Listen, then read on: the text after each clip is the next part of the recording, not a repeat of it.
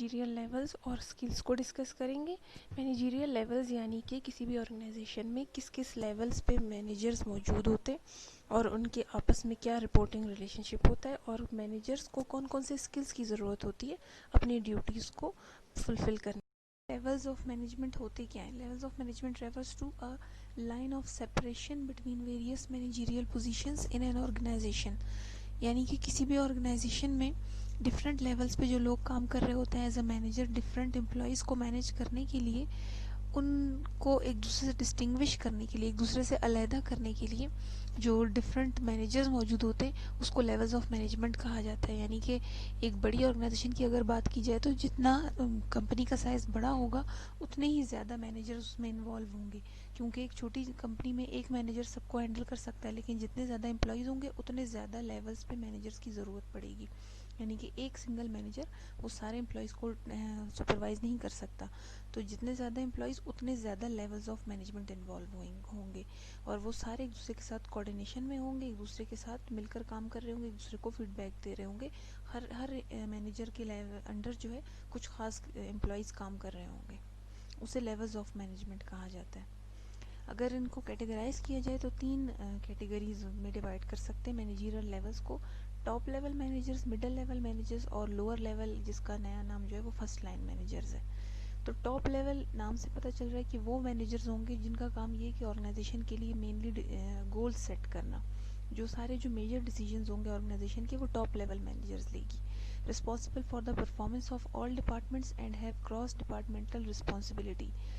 सारी ऑर्गेनाइजेशन में जितने भी डिपार्टमेंट्स है ओवरऑल ऑर्गेनाइजेशन की परफॉर्मेंस के जिम्मेदार टॉप लेवल मैनेजर्स होते हैं, क्योंकि इनका काम ये होता है कि वो गोल सेट करते हैं ऑर्गेनाइजेशन के लिए। क्रॉस डिपार्टमेंटल रिस्पॉन्सिबिलिटी का मतलब ये है कि डिफरेंट डिपार्टमेंट्स की जो रिस्पॉन्सिबिलिटीज़ होती हैं उनको मॉनिटर करते हैं ये लोग। They establish organisational goals and monitor middle managers. तो इनका कोऑर्डिनेशन जो है डायरेक्ट वो मिडिल लेवल मैनेजर्स के साथ होता है, लोअर के साथ नहीं होता।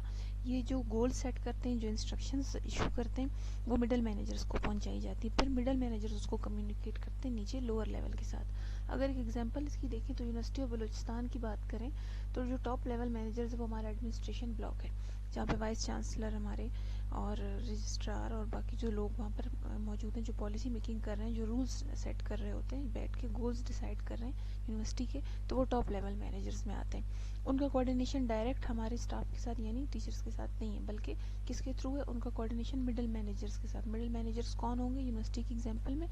जो हमारे हेड ऑफ डिपार्टमेंट्स हैं या चेयरपर्सन हैं डिफरेंट डिपार्टमेंट्स के, तो वो मिडिल लेवल मैनेजर्स कहलाएंगे इस सिचुएशन में। टॉप लेवल मैनेजर्स के बाद अगर मिडिल को देखिए, सुपरवाइज, इनका काम क्या होता है? Supervise first line managers. ये डायरेक्ट डील करते हैं फर्स्ट लाइन या लोअर लेवल मैनेजर्स के साथ, उनको सुपरवाइज करते हैं। ये इनकी रिस्पॉन्सिबिलिटी ये होती है कि जो गोल्स टॉप लेवल मैनेजर्स ने सेट किए हैं उनको किस तरह लोअर लेवल के स्टाफ के साथ उनको अचीव किस तरह किया जा सकता है। तो ये मिडिल लेवल वाले मैनेजर्स लोअर लेवल स्टाफ के साथ कोऑर्डिनेट करते हैं, उनको सुपरवाइज करते हैं, उनको बताते हैं कि जो गोल सेट किए हैं टॉप लेवल ने उनको आपने किस तरह से अचीव करना है, और यानी कि ये एज अ ब्रिज काम करते हैं between lower and top level managers. तो यूनिवर्सिटी के एग्जाम्पल में मिडिल लेवल मैनेजर यानी कि हेड ऑफ डिपार्टमेंट, सारे चेयरपर्सन डिफरेंट डिपार्टमेंट्स के। फिर lower level first line managers की बात की जाए, responsible for day to day operation. Daily जो रूटीन का काम होता है उसके जिम्मेदार ये फर्स्ट लेवल मैनेजर्स होते हैं, उसको मॉनिटर करना इनका काम होता है। Supervise the people performing the activities required to make the good और सर्विस। अगर आपकी ऑर्गेनाइजेशन कोई एक खास प्रोडक्ट बना रही है या कोई सर्विस दे रही है, उसको बेहतर बनाने के लिए या वो काम सही से किया जाए उसके लिए उसको सुपरवाइज करना जो है वो लोअर लेवल मैनेजर्स या फर्स्ट लाइन मैनेजर्स का काम होता है। ये एम्प्लॉयज़ के साथ डायरेक्ट कॉन्टैक्ट में होते हैं। कौन से एम्प्लॉयज़? जो ऑपरेशनल एम्प्लॉयज़ होते हैं, यानी कि वो एम्प्लॉयज़ जो ऑर्गेनाइजेशन में जो काम कर रहे होते हैं, जो प्रोडक्ट या सर्विस बना रहे होते हैं। तो यूनिवर्सिटी की एग्जांपल में फर्स्ट लाइन मैनेजर्स जो है वो फैकल्टी मेंबर्स यानी कि टीचर्स होंगे, और इनके अंडर कौन से अगर एम्प्लॉय की बात की जाए या गुड या सर्विस कौन बना रहा है, तो हमारी प्रोडक्ट जो या जो सर्विस है हमारी, वो स्टूडेंट्स हैं, उनको एजुकेशन प्रोवाइड करना। तो लोअर लेवल मैनेजर्स या फर्स्ट लाइन मैनेजर्स जो है उनका काम ये होता है कि वो जो प्रोडक्ट या सर्विस ऑर्गेनाइजेशन की वो बनाएं, और वो जो है डायरेक्ट कांटेक्ट करते हैं किसके साथ? मिडिल लेवल के साथ। तो टॉप लेवल मैनेजर्स ने गोल सेट किए, उसको उन्होंने मिडिल लेवल तक पहुंचाया कि वो उसको कम्युनिकेट करें लोअर लेवल मैनेजर्स के साथ। तो ये 3 लेवल्स हैं जिस पे मैनेजर जो है वो काम कर रहे होते हैं। हर एक की अपनी रिस्पॉन्सिबिलिटीज़ है, लेकिन आपस में कोऑर्डिनेशन के साथ काम होता है। अगर हम देखें कि कौन सी पोजीशंस डिफरेंट ऑर्गेनाइजेशन में होती हैं जो टॉप, मिडल और लोअर लेवल मैनेजर्स को शो कर रही हैं, तो टॉप मैनेजर्स जो नाम उनकी पोजीशन के यूज़ होते हैं वो सीईओ यानी चीफ एग्जीक्यूटिव ऑफिसर या प्रेसिडेंट या वाइस प्रेसिडेंट्स, ये जो है टॉप लेवल मैनेजर्स कहलाते हैं। मिडल मैनेजमेंट में डिपार्टमेंटल हेड्स, जैसे मैंने बताया, chairperson, head of departments, regional head, different regions के हिसाब से जो हेड होते हैं। फर्स्ट लाइन मैनेजर्स में सुपरवाइजर्स आएंगे, ऑफिस मैनेजर्स और कोऑर्डिनेटर्स आएंगे। उसके बाद ऑपरेटिंग एम्प्लॉयज़ जो फर्स्ट लाइन मैनेजर्स के अंडर वो एम्प्लॉयज़ जो कि किसी भी ऑर्गेनाइजेशन में गुड या सर्विस बना रहे होते हैं डायरेक्टली, वो ऑपरेटिंग एम्प्लॉयज़ कहलाते हैं। तो ऑपरेटिंग एम्प्लॉयज़ को डायरेक्टली मैनेज कर रहे होते हैं फर्स्ट लाइन मैनेजर्स, इनको मिडिल मैनेजर्स सुपरवाइज कर रहे होते हैं और मिडिल मैनेजर्स को टॉप लेवल से इंस्ट्रक्शंस मिल रही होती हैं। ये तो थे मैनेजमेंट लेवल्स, यानी कि कितने लेवल्स पे मैनेजर्स होते हैं ऑर्गेनाइजेशन में। उसके बाद अगर हम देखें कि ज़रूरी नहीं है कि सिर्फ लेवल्स के हिसाब से हर ऑर्गेनाइजेशन में मैनेजर्स हो, बल्कि अक्सर लेवल्स के साथ साथ एरिया वाइज मैनेजर्स भी होते हैं। एरिया मतलब फील्ड वाइज। तो अगर एरिया वाइज देखें तो मार्केटिंग मैनेजर्स जो है वो मैनेजर्स होते हैं जिनका काम सिर्फ ये होता है कि वो किसी भी कंपनी में मार्केटिंग की एक्टिविटीज़ को मैनेज करे, उसको सुपरवाइज करे। मार्केटिंग का मतलब ये है कि एक कोई भी चीज़ जो आपकी कंपनी बना रही है, कोई भी सर्विस या कोई भी गुड बना रही है, उसकी मार्केटिंग करना, उसको लोगों तक पहुंचाना, उसको फेमस करना।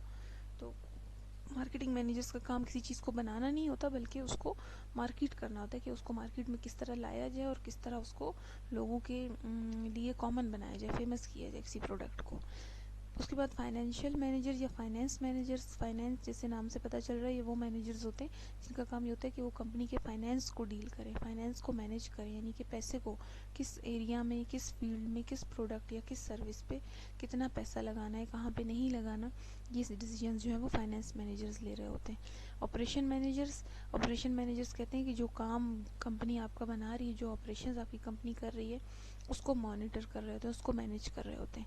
Human resource managers, human resource यानी कि इंसानों को डील करते हैं। ह्यूमन रिसोर्सेज के इंसानों से रिलेटेड जो भी सारी डीलिंग्स होती हैं, उनकी सैलरी, उनको बोनस वगैरह देना, उनके हेल्थ बेनिफिट्स क्या होंगे, लीव की क्या प्रोसीजर होगा, ये सब जो ह्यूमन रिसोर्स मैनेजर्स देखते हैं।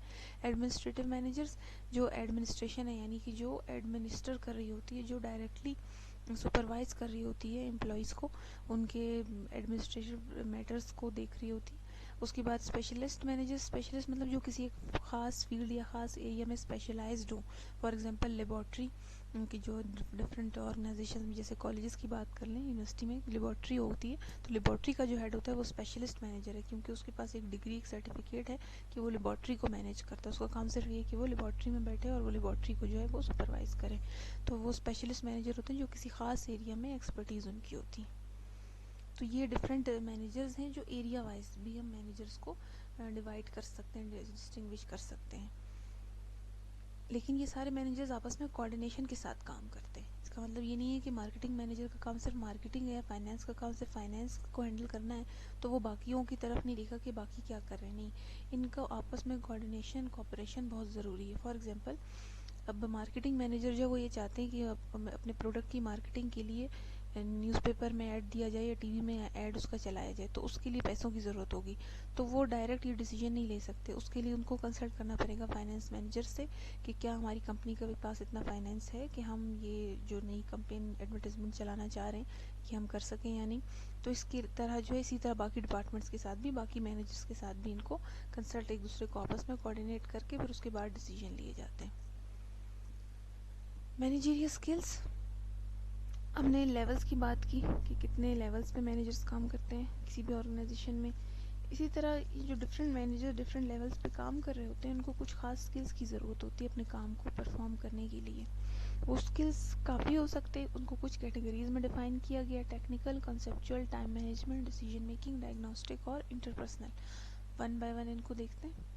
टेक्निकल स्किल्स जैसे कि आप पिक्चर में देख सकते हैं कि किसी भी काम को परफॉर्म करने के लिए जो ख़ास स्किल या एक्सपर्टीज़ की ज़रूरत होती है, उसको टेक्निकल स्किल कहा जाता है।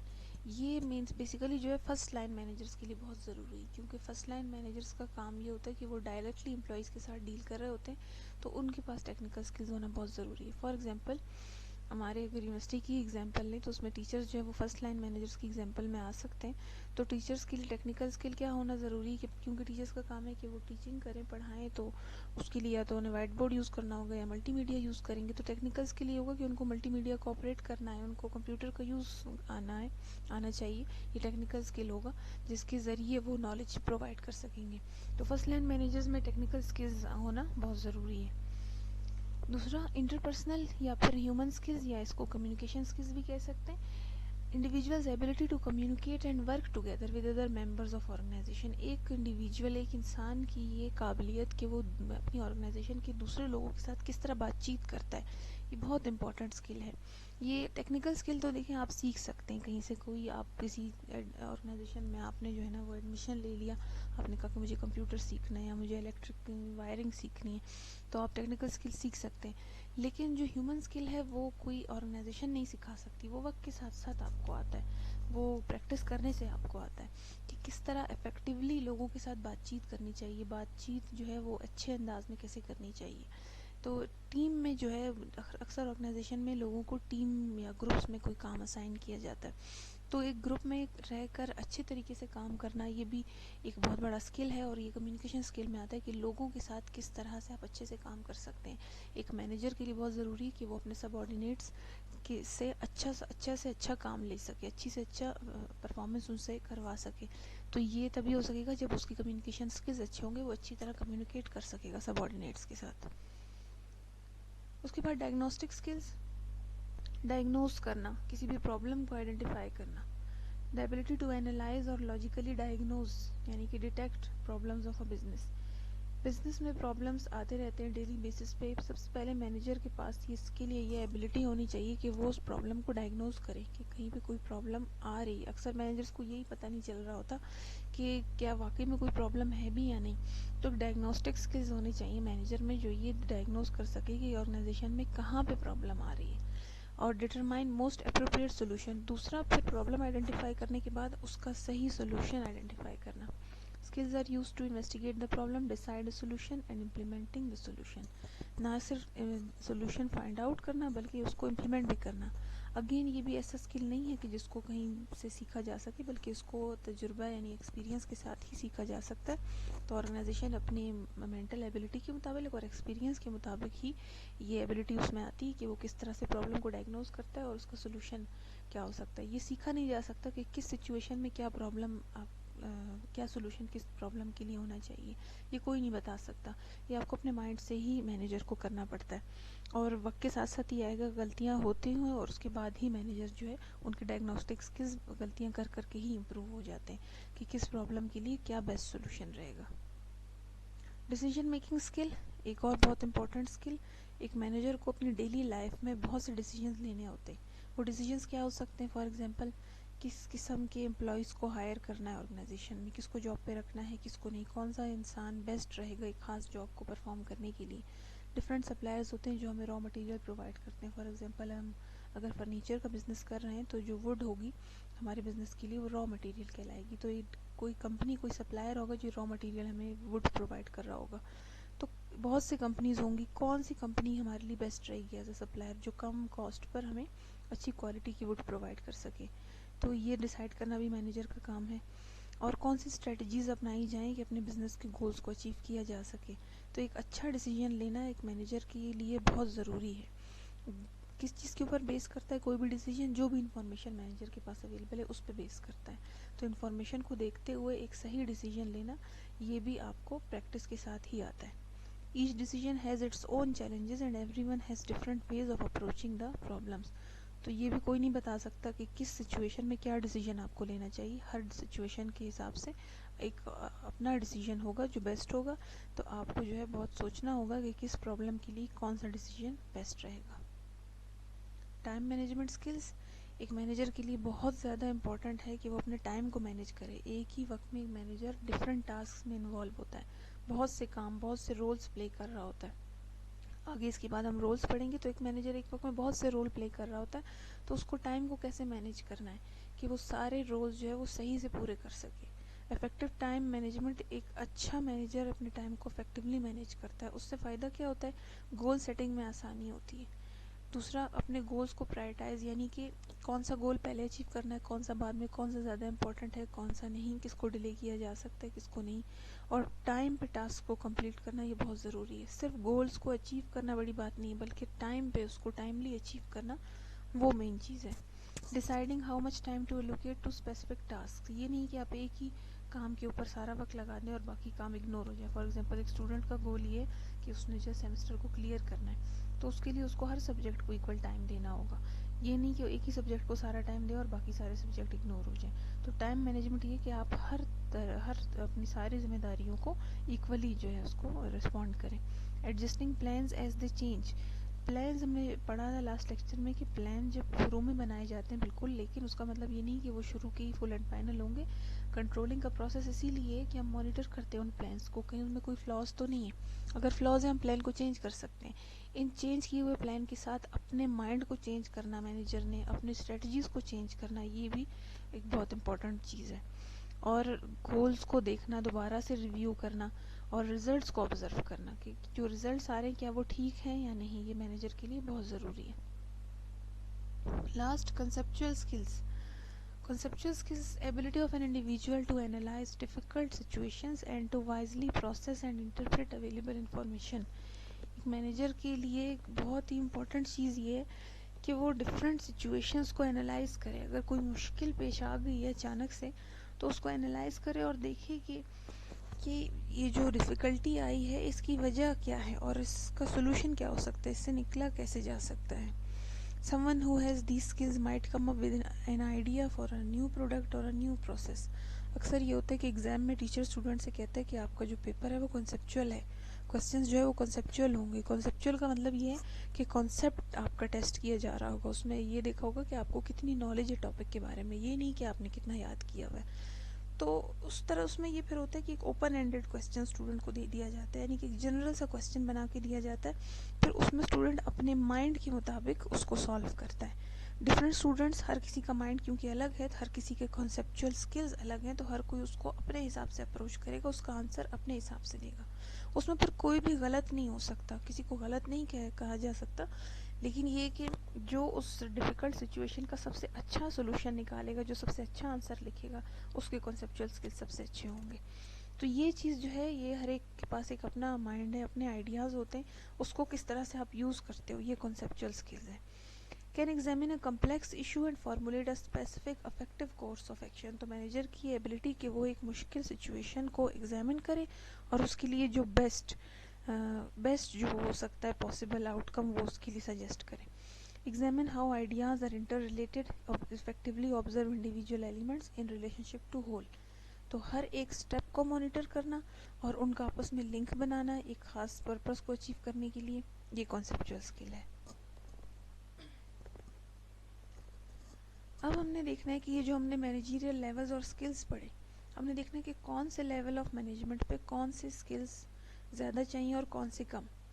टॉप लेवल मैनेजर्स की अगर बात करें तो यहाँ पे लिखा है टॉप लेवल मैनेजर्स नीड्स।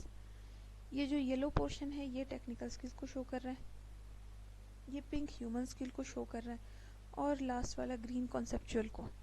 तो टॉप लेवल मैनेजर्स में सबसे ज़्यादा पोर्शन जो है वो कॉन्सेप्चुअल स्किल्स का है, ह्यूमन का भी है कुछ हद तक है, इससे कम है, और बिल्कुल कम ना होने के बराबर वो टेक्निकल स्किल्स का है। इसका मतलब ये है कि टॉप लेवल मैनेजर्स वो जो गोल सेट करते हैं, यानी कि फॉर एग्जांपल यूनिवर्सिटी की एग्जांपल में हमने कहा कि वाइस चांसलर और एडमिनिस्ट्रेशन ब्लॉक, तो उनमें कंसेप्चुअल स्किल्स होना बहुत ज़रूरी है, क्योंकि उन्होंने गोल सेटिंग करनी है। तो उनको ये एबिलिटी, कंसेप्चुअल स्किल्स कहते हैं the ability to see the big picture, यानी कि आप किसी चीज़ को ब्रॉड सेंस में देखें, उसका हर पहलू देखें, सिर्फ एक छोटी सी चीज़ पे फोकस ना करें, आप उसका हर पहलू, कोई डिसीजन आप ले रहे हैं तो आप ये देखें कि हर पहलू से उसको देखें कि ये किस तरह से होगा, एक प्रॉब्लम को हर पहलू से आप उसको जज करें।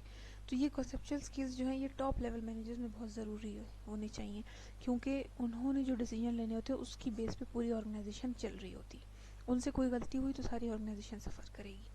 उसके बाद human skills, top level managers में कम्युनिकेशन स्किल बहुत अच्छे होने चाहिए, क्योंकि इनको अपनी बात को समझाना होता है मिडिल मैनेजर्स को, और फिर मिडिल मैनेजर्स उसको लोअर लेवल तक पहुंचाएंगे। तो अगर यही सही कम्युनिकेट नहीं कर सकेंगे तो मिडिल उसको गलत सेंस में समझेंगे, सही नहीं समझ पाएंगे, और फिर वो आगे फर्दर उसको गलत कम्युनिकेट करेंगे। तो इसलिए कम्युनिकेशन स्किल्स भी बहुत ज़रूरी है, लेकिन सबसे ज़्यादा कॉन्सेप्चुअल। टेक्निकल क्यों कम है, क्यों टेक्निकल स्किल्स बहुत कम चाहिए टॉप लेवल मैनेजर्स के लिए? एक टॉप लेवल मैनेजर का काम ये है कि वो पॉलिसी डिसाइड करता है। फॉर एग्जांपल वो कहता है कि ईद पे मैंने एक हफ्ता छुट्टियां अनाउंस करनी, वो इसको बाकी ऑर्गेनाइजेशन तक किस तरह पहुंचाएगा? वो इस तरह से पहुंचाएगा, उसको एक लेटर लिखेगा, लेटर के थ्रू या ईमेल के थ्रू या नोटिफिकेशन जारी करेगा। तो वो खुद नहीं करेगा, उसने पॉलिसी बनानी, उसने उसको टाइप नहीं करना। उसके लिए उसके पास और लोग हैं, मिडिल लेवल मैनेजर्स है, वो उनसे कहेगा कि आप इसको मेरे लिए टाइप करें और बाकी तक पहुंचाएं। तो फॉर एग्जांपल ये जो टाइपिंग है ये एक टेक्निकल स्किल है, तो ये बहुत कम होना या ना होना भी इससे फ़र्क नहीं पड़ता। टॉप लेवल मैनेजर्स के लिए इस स्किल का होना ना होने के बराबर ज़रूरी। मिडिल मैनेजर्स को जो सबसे ज़्यादा स्किल चाहिए वो ह्यूमन स्किल है, यानी कि कम्युनिकेशन स्किल, क्योंकि इनका कांटेक्ट डायरेक्टली लोअर लेवल और टॉप लेवल दोनों के साथ होता है। तो इनके अंदर कम्युनिकेशन स्किल्स बहुत अच्छे होने चाहिए, ताकि ये टॉप लेवल को लोअर लेवल का फीडबैक अच्छी तरह बता सके और टॉप लेवल की इंस्ट्रक्शन लोअर लेवल तक सही से पहुंचा सके।